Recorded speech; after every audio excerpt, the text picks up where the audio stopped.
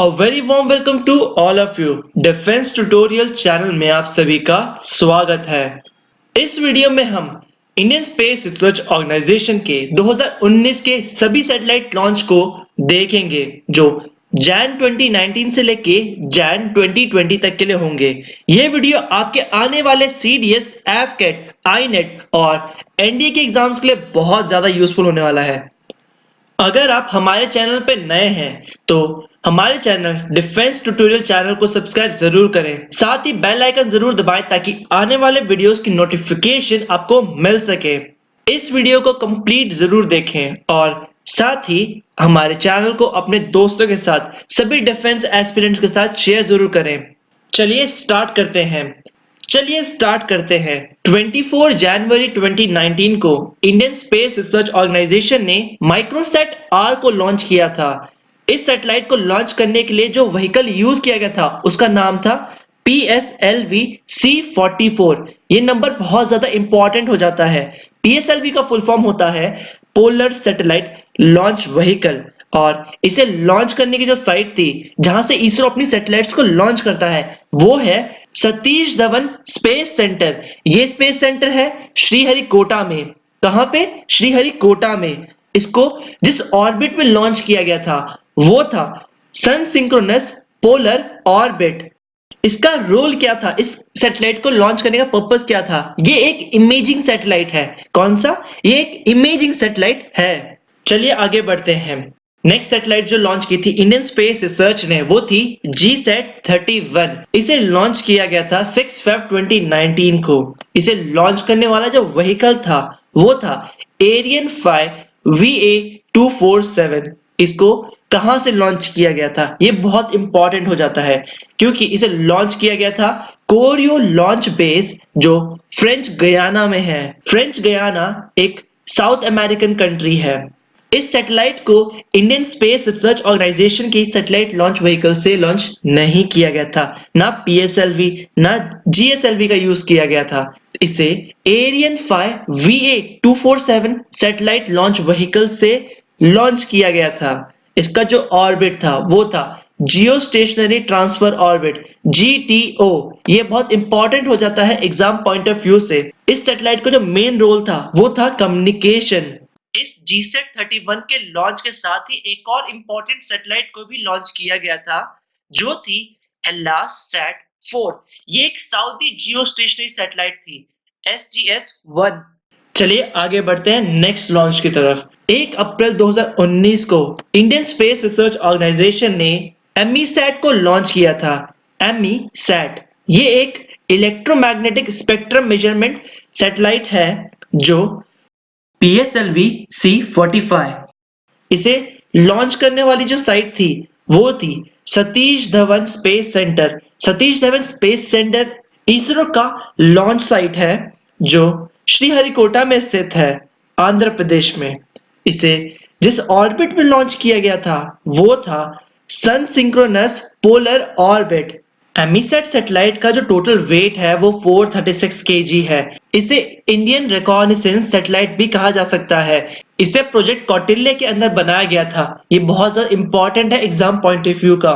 EMISAT जो satellite था ये इंडियन आर्म फोर्सेस के लिए बहुत ज्यादा यूजफुल होगा क्योंकि ये इंडियन आर्म फोर्सेस को एनिमी की जो रडार लोकेशंस है इसको बताने में बहुत मदद करेगा। चलिए आगे बढ़ते हैं, जानते हैं RISAT-2B के बारे में। तो ये एक रडार इमेजिंग सैटेलाइट है। इसे इंडियन स्पेस रिसर्च ऑर्गेनाइजेशन द्वारा बनाया गया है और इसको लॉन्च किया गया था 22 मई 2019 को। इसको लॉन्च करने वाला जो व्हीकल था वो था PSLV C46। इसे लो अर्थ ऑर्बिट में प्लेस किया गया था। इसे लॉन्च किया गया था सतीश धवन स्पेस सेंटर जो श्रीहरिकोटा में स्थित है।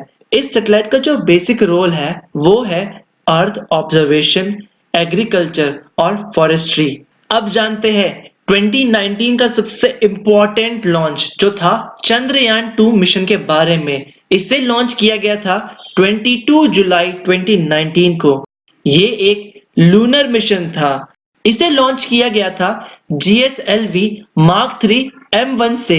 GSLV का फुल फॉर्म है जियो सिंक्रोनस लॉन्च व्हीकल। इसे लॉन्च किया गया था सतीश धवन स्पेस सेंटर श्रीहरिकोटा से। ये एक प्लैनेटरी ऑब्जर्वेशन मिशन था। इसके अंदर एक ऑर्बिटर, एक लैंडर और रोवर को भेजा गया था। लैंडर का नाम था विक्रम और जो रोवर था उसका नाम था प्रज्ञान रोवर। चंद्रयान-2 इंडिया का सेकंड लूनर मिशन था। इससे पहले भी चंद्रयान-1 को लॉन्च किया गया था। इस मिशन में यूज किए जाने वाले ऑर्बिटर को 7 साल तक ऑपरेशनलाइज किया गया है। इंडियन स्पेस रिसर्च ऑर्गेनाइजेशन अभी चंद्रयान-3 पे भी काम कर रहा है, जो अपकमिंग ईयर्स में लॉन्च होगा। अब जानते हैं कार्टोसैट-3 के बारे में। कार्टोसैट-3 एक थर्ड जनरेशन एडवांस सैटेलाइट है जो हाई रेजोल्यूशन कैपेबिलिटी रखता है। इसे लॉन्च किया गया था 27 नवंबर 2019 को और लॉन्च करने वाला जो व्हीकल था वो था PSLV C-47। ये बहुत ज्यादा इंपॉर्टेंट हो जाता है एग्जाम पॉइंट ऑफ व्यू से। इसको लॉन्च करने वाला जो साइट था वो था सतीश धवन स्पेस सेंटर जो श्रीहरिकोटा में स्थित है। इसे प्लेस किया गया था सन सिंक्रोनस पोलर ऑर्बिट में और ये एक अर्थ ऑब्जर्वेशन सैटेलाइट है। इसे हम urban planning, rural resource infrastructure development, coastal land use and land cover जैसी एप्लीकेशंस के लिए यूज करेंगे। आगे बढ़ते हैं। RISAT-2BR1 ये इस मिशन को लॉन्च किया गया था 11 दिसंबर 2019 को।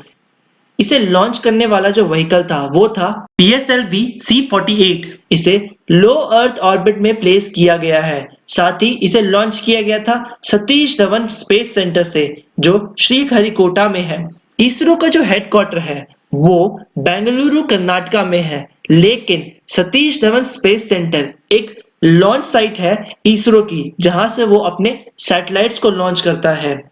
ये एक radar imaging earth observation satellite है। इसको यूज किया जाएगा in field of agriculture, forestry, disaster management के फील्ड में। आगे बढ़ते हैं GSAT-30 के बारे में। GSAT-30 को लॉन्च किया गया था 11 जैन 2020, 11 जैन 2020। इसे लॉन्च किया गया था एरियन 5 VA251। ये फ्रेंड्स बहुत ज्यादा इंपॉर्टेंट है एग्जाम पॉइंट ऑफ व्यू से। और जो लॉन्च करने वाली साइट थी वो था chorio launch base French Guiana. इसे लॉन्च किया गया था जियोसिंक्रोनस ऑर्बिट में और इसका जो मेन पर्पस है जीसैट का वो टेलीकम्युनिकेशन के फील्ड में है। साथ ही इसका जो मिशन लाइफ है वो 15 इयर्स का है, 15 इयर्स का है। और इस लॉन्च में जो एरियन 5 VA251 था, इसमें GSAT-30 के अलावा भी एक और सैटेलाइट को लॉन्च किया गया था।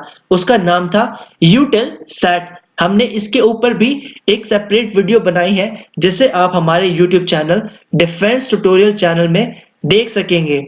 इसी के साथ हम इस वीडियो को एंड करते हैं। साथ ही अगर आप AFCAT, INET, CDS और NDA जैसे डिफेंस के कॉम्पिटिटिव एग्जाम्स के लिए प्रिपेयर कर रहे हैं तो आप हमारे YouTube चैनल को सब्सक्राइब जरूर करें।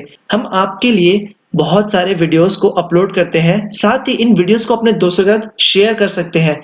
तो हमारे YouTube चैनल को आप अपने दोस्तों के साथ शेयर करिए और साथ ही हमारे YouTube चैनल को सब्सक्राइब जरूर कर ले ताकि आने वाले वीडियोस की नोटिफिकेशन आपको मिल सके। Thank you.